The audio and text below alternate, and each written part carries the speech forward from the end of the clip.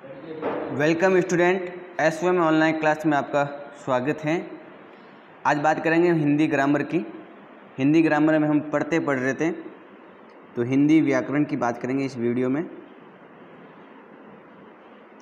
और हमने हिंदी व्याकरण में प्रत्यय की परिभाषा, उससे संबंधित बातें हमने जानी थी। पिछले वीडियो में हमने प्रत्यय के प्रकार भी पढ़े थे और काफ़ी प्रत्ययों से बने शब्दों के बारे में हमने जाना था।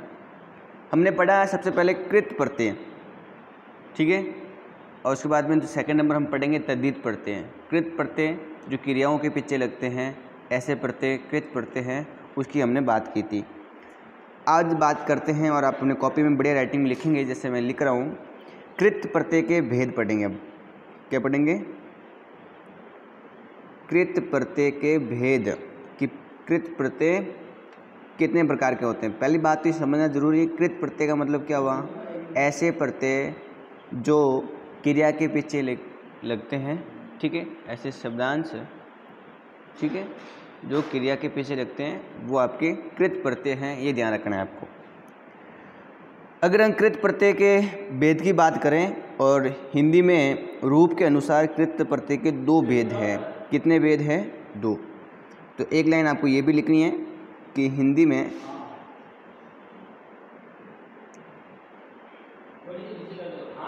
में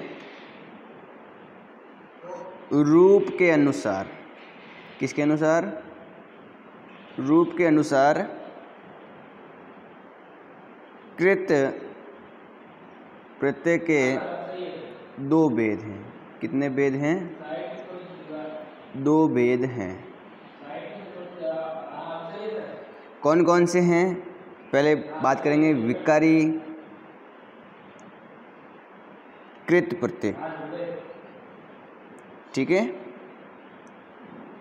और सेकेंड नंबर पर जो प्रत्यय हैं वो है अविकारी कृत प्रत्यय। एक तो विकारी, एक अविकारी। अविकारी कृत प्रत्यय।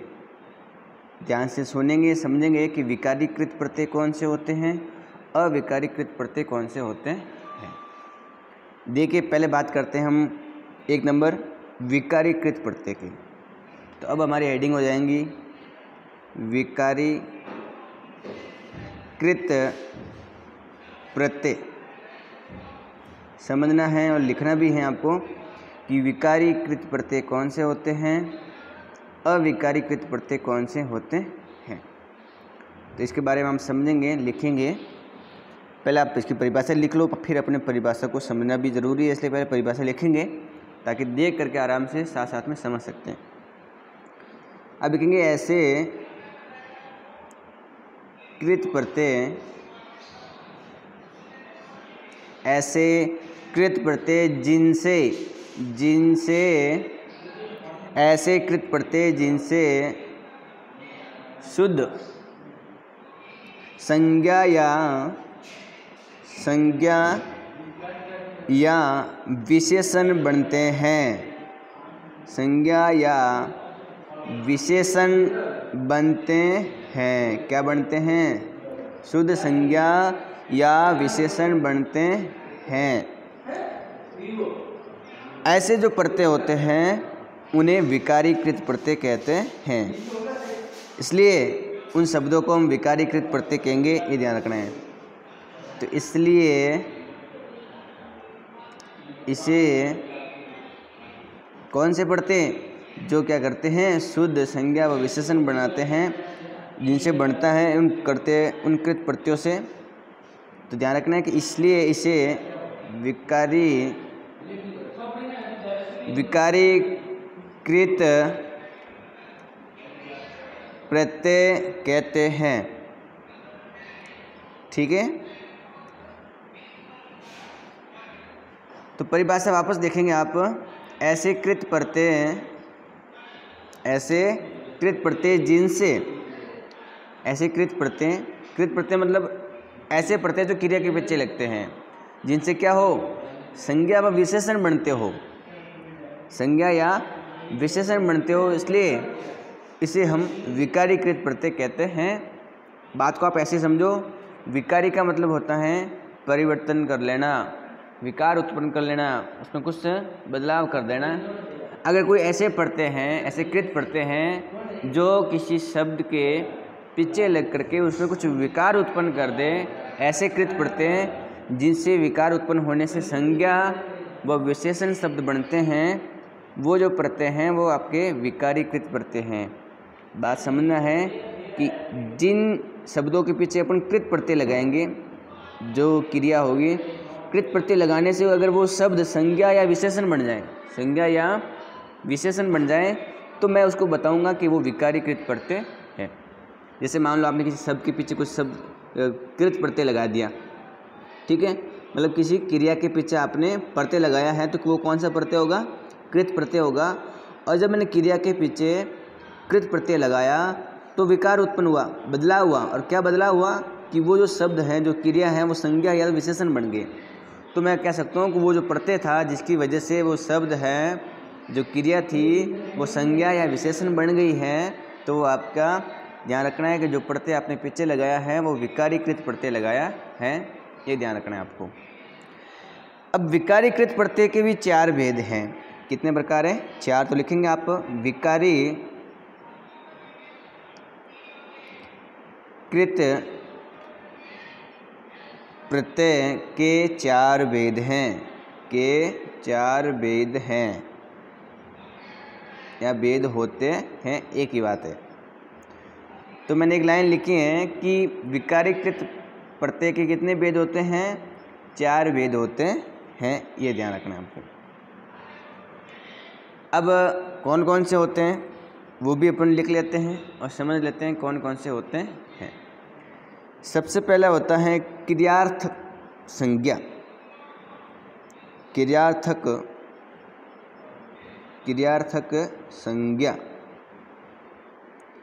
ठीक है। 2 नंबर होता है कृतिवाचक संज्ञा। कृतिवाचक संज्ञा। और 3 नंबर होता है वर्तमानकालिक कृदंत।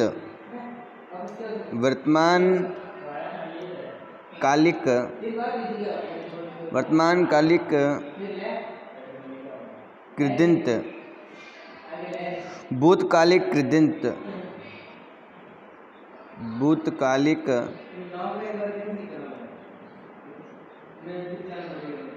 कृदंत।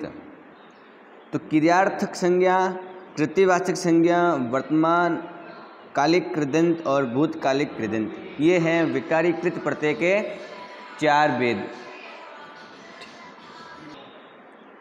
तो ये 4 प्रकार हो गए। अब एक के बारे में समझेंगे कि पहला कौन सा है, दूसरा, उसका क्या मतलब होता है। क्रियार्थक संज्ञा हो या कृतिवाचक हो या वर्तमान कालिक हो या भूतकालिक कृदंत है, क्या मतलब होता है उसको समझेंगे। पहला पढ़ेंगे हम क्रियार्थक संज्ञा।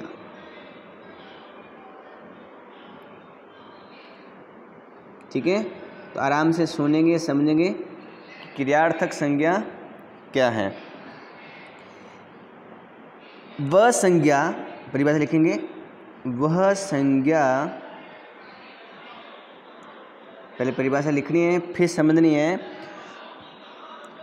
तो वह संज्ञा जो क्रिया के मूल रूप में, क्रिया के मूल रूप में होती हैं। वह संज्ञा जो क्रिया के मूल रूप में होती हैं और क्रिया का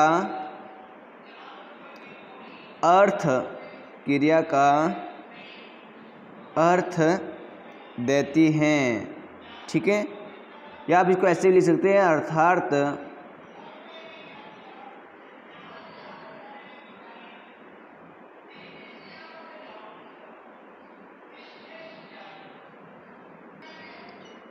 ठीक है। तो मैंने क्या लिखा है कि क्रियार्थ संज्ञा, वह संज्ञा जो क्रिया के मूल रूप में होती हैं और क्रिया का अर्थ देती हैं। इतना ही लिखना है, आगे नहीं लिखना है। मतलब क्या हुआ कि संज्ञा अलग अलग प्रकार की होती हैं। अगर कोई ऐसी संज्ञा है जो मूल रूप से क्रिया ही है। क्या है? क्रिया। और वो क्रिया का अर्थ दैरी है, तो उसके पीछे तो हम कृत प्रत्यय लगाएंगे। फिर क्रिया के पीछे कृत प्रत्यय लगाएंगे तो वो जो संज्ञा होगी वो क्या होगी? मूल रूप से क्रिया ही होगी। तो क्रियार्थक, क्रिया प्लस अर्थक, क्रिया के अर्थ में जो संज्ञा होती हैं, क्रिया का अर्थ देने वाली जो संज्ञा होती हैं वो क्रियार्थक संज्ञा होती है। इतनी बात समझ में आ गई होगी। दूसरा है कृत्यवाचक संज्ञा।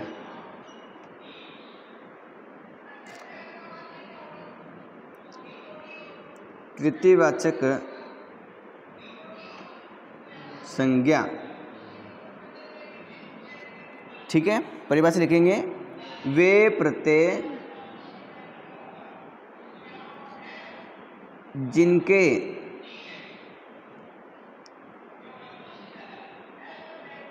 जुड़ने पर कार्य करने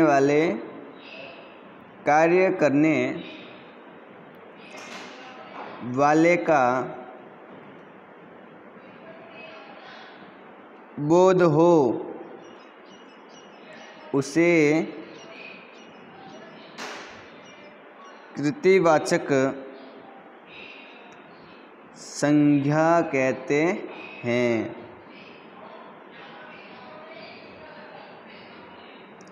वापस सुनेंगे, समझेंगे परिभाषा क्या कह रही है, समझना महत्वपूर्ण है। अपन पढ़ रहे हैं विकारीकृत वाचक के प्रकार, कृत प्रत्यय के प्रकार। क्रियार्थक संज्ञा पढ़ ली, ऐसी संज्ञा जो क्रिया के अर्थ में हो, उनके पीछे हम क्या करेंगे? प्रत्यय लगाएंगे। और ऐसे प्रत्यय जिनके जोड़ने पर हमें कार्य करने वाले का बोध हो कि काम कौन कर रहे हैं, कृति, कर्ता के बारे में पता लगे, उसे कृत्यवाचक संज्ञा कहते हैं। बात ऐसे समझो, क्योंकि अपने एक विकारीकृत प्रत्यय की परिभाषा क्या पढ़ी है? ऐसे कृत प्रत्यय जो किसी के पीछे जोड़ेंगे तो क्या बनेंगे? संज्ञा या विशेषण बनेंगे। तो अगर मैंने किसी के पीछे कृत प्रत्यय लगाया है, मान लो किसी भी क्रिया के पीछे मैंने क्या किया है कि कृत प्रत्यय लगाया है, और कृत प्रत्यय लगाने के बाद में मुझे वो जो संज्ञा बनी है वो क्रिया का भाव दे रही है, क्रिया का अर्थ दे रही है, तो वो जो प्रत्यय होगा वो क्रियार्थक संज्ञा वाला प्रत्यय होगा। पहली बात समझ में आ गई। मैंने क्या किया है कि एक ऐसा प्रत्यय लगाया है किसी क्रिया के पीछे जिससे मुझे जो शब्द बना है उस शब्द को पढ़ने से पता लग रहा है कि जिसका जो अर्थ है वो कार्य करने वाले का मतलब निकल रहा है, जिसका जो भाव है, जिसके जोड़ने से काम करने वाले का बोध हो रहा है, कर्ता का बोध हो रहा है, कर्ता जो होता है उसका बोध हो रहा है, तो वो कृत्यवाचक संज्ञा होगी। बात को समझ में आ रही होगी। मैं एक बात को ऐसे भी समझा सकता हूँ, जैसे मान लो यहाँ कोई क्रिया है, ठीक है, मैंने पीछे कृत प्रत्यय लगाया। क्या लगाया है? कृत प्रत्यय लगाया, ठीक है, क्रिया के पीछे कृत प्रत्यय लगेगा। अब मैंने क्या कहा कि मैंने विकारीकृत प्रत्यय लगाया। कौन सा लगाया है? विकारीकृत प्रत्यय लगाया है। तो क्या होगा? किसी भी क्रिया के पीछे आप क्या करेंगे? अगर विकारीकृत प्रत्यय लगाएंगे तो या तो संज्ञा बनेगी या विशेषण बनेगा। तो मान लेते हैं कि संज्ञा बनी है, लेकिन संज्ञा भी कौन सी बनेगी? तो मैंने किसी क्रिया के पीछे अगर विकारीकृत प्रत्यय लगाया है और वो जो संज्ञा बनी है वो क्रिया का अर्थ दे रही है। कौन सा अर्थ दे रही है? क्रिया का। तो वो जो संज्ञा होगी वो क्रियार्थक संज्ञा होगी। पहली परिभाषा समझ में आ गई। फिर मैंने क्या किया है कि क्रिया के पीछे जो विकारीकृत प्रत्यय लगाया है उसे जो शब्द बना है, वो जो संज्ञा बनी है, उस संज्ञा को पढ़ने से मुझे काम करने वाले का बोध हो रहा है, तो मैं कहूँगा वो तो कृत्यवाचक संज्ञा होगी। कौन सी होगी? कृत्यवाचक संज्ञा होगी। ये ध्यान रखना है आपको। तो इस प्रकार से ये प्रत्यय का प्रभाव है और प्रत्यय का मतलब है, ये ध्यान रखना है आपको। 3 नंबर आप परिभाषा लिखेंगे वर्तमान कालिक कृदंत।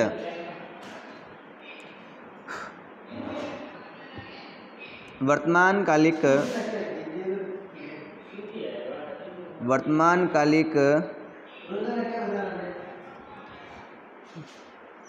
कृदंत, ठीक है। इसकी परिभाषा लिखेंगे जब हम एक काम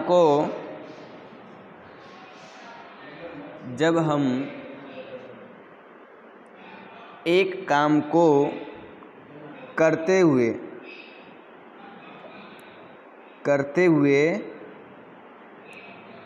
दूसरे काम को साथ में करते हैं। जब हम एक काम करते हुए दूसरे काम को साथ में करते हैं तो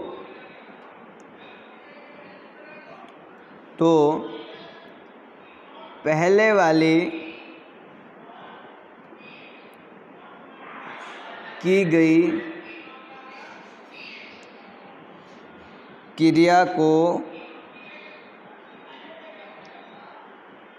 वर्तमानकालिक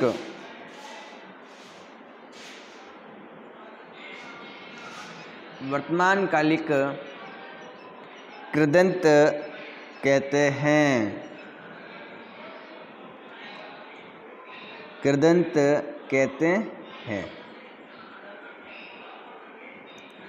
बड़ी महत्वपूर्ण परिभाषा है, ध्यान से सुनेंगे, समझेंगे कि कृदंत क्या है और वर्तमानकालिक कृदंत क्या है। देखिए, पहले तो आपको पता होना चाहिए कृदंत क्या है।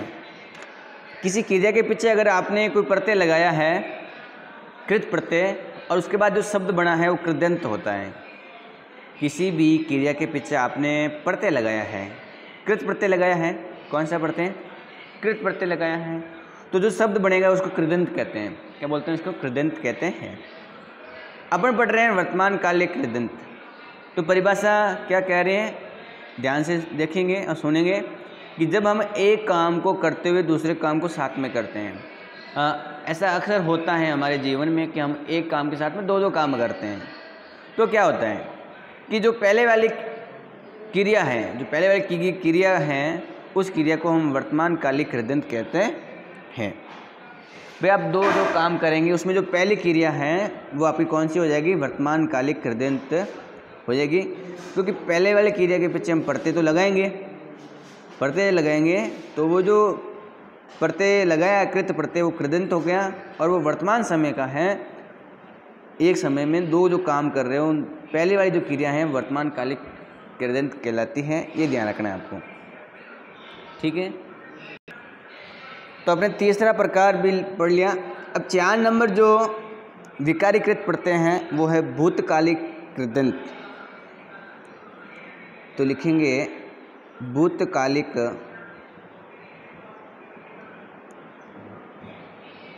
कृदंत। पहले परिभाषा लिखेंगे आप आराम से। जब सामान्य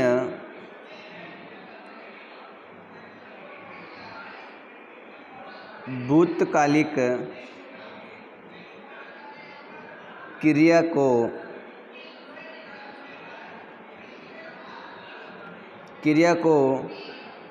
हुआ,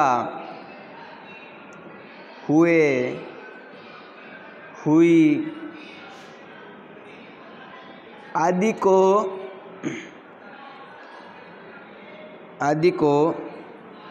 जोड़ने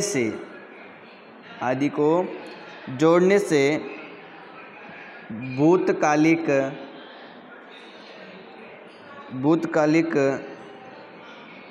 कृदंत बनता है,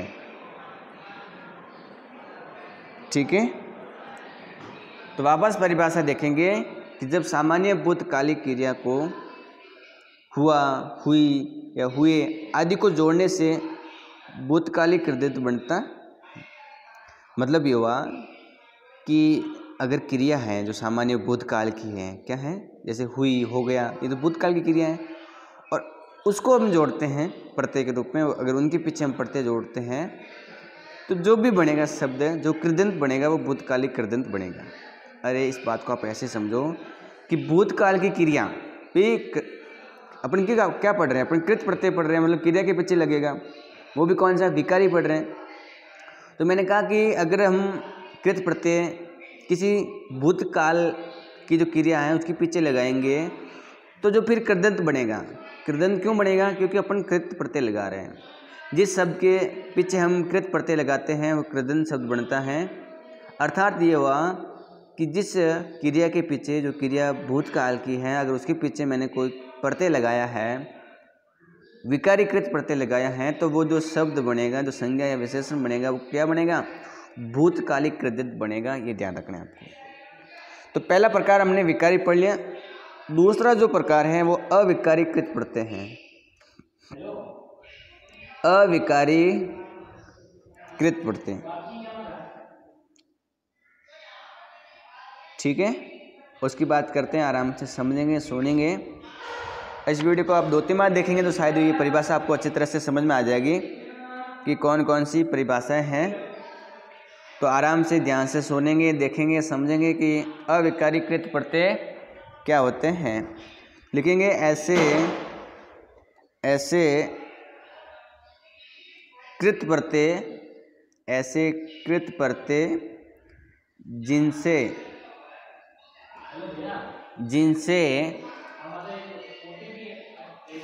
क्रियामूलक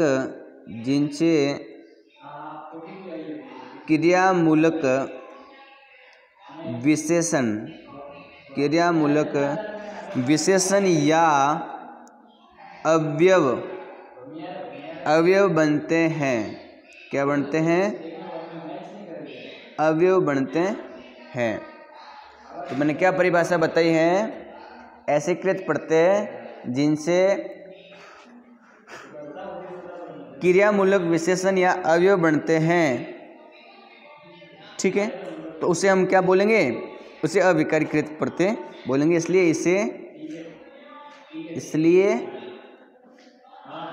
इसे अविकारीकृत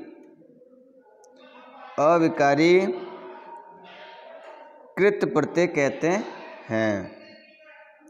कृत प्रत्यय कहते हैं, ठीक है। तो ऐसे कृत प्रत्यय जिनसे क्रियामूलक विशेषण, मतलब क्रिया के मूल वाली विशेषण या अवयव बनते हैं, इसलिए इसे अविकारीकृत प्रत्यय कहते हैं। इससे पहले आपको ये पता होना चाहिए कि अवयव क्या है। विशेषण के बारे में हमने विस्तार से पढ़ा है, हमने अवयव के बारे में बिल्कुल नहीं पढ़ा है। तो अपन अवयव की बात भी कर लेते हैं कि अवयव आखिर क्या होते हैं। तो ध्यान से सुनेंगे, देखेंगे कि अवयव क्या होते हैं। केवल समझना है एक बार यहीं, फिर इसके बारे में प्रकार लिखेंगे कि किस प्रकार से इसके प्रकार है, ठीक है। तो अवयव की बात करते हैं। अवयव, देखो अवयव का मतलब ये हुआ कि ऐसे कोई शब्दांश या शब्द जिनका व्यय नहीं हो, खर्च नहीं हो, या सिंपल सी परिभाषा की बात करें तो ऐसे शब्द जो लिंग, वचन, काल, रूप, लकार, धातु किसी में बदलते नहीं हैं, उनमें विकार उत्पन्न नहीं हो, उनमें परिवर्तन नहीं हो, वो जो शब्द है या शब्दांश हैं वो अवयव हैं। मतलब ऐसे शब्द या शब्दांश जो किसी भी रूप में, किसी वचन में, किसी काल में, किसी धातु, क्रिया, रूप, लकार किसी में बदलते नहीं हो, परिवर्तित नहीं हो, विकार उनमें उत्पन्न नहीं हो, वो जो शब्द हैं या शब्दांश, वो आपको ध्यान रखना है कि अवयव होते हैं। जैसे उदाहरण से समझते हैं, जैसे मैंने लिखा है और। अब इसको मैं और कहीं भी अगर किसी वाक्य में यूज करूँ तो और का और देगा, और नहीं बनेगा, कुछ और नहीं बनेगा। जैसे परंतु लिखा आपके सामने, जैसे मैंने लिखा है लेकिन। अब लेकिन मैंने किसी एक वचन के लिए यूज किया हो, या बहुवचन वाले वाक्य में यूज किया हो, या स्त्रीलिंग वाक्य वाले शब्द के लिए यूज किया हो, किसी भी रूप में इसको यूज क्यों नहीं किया हो, लेकिन लेकिन का लेकिन ही बना रहेगा। अर्थात लेकिन एक अवयव शब्द है। कौन सा शब्द है, अवयव शब्द है, ठीक है। अवयव के बारे में विस्तार से पढ़ेंगे। तो आज के लिए इतना ही, बाकी बात करेंगे हम अगली वीडियो में। वीडियो को लाइक करें, चैनल को सब्सक्राइब करें और वीडियो को शेयर भी जरूर करें।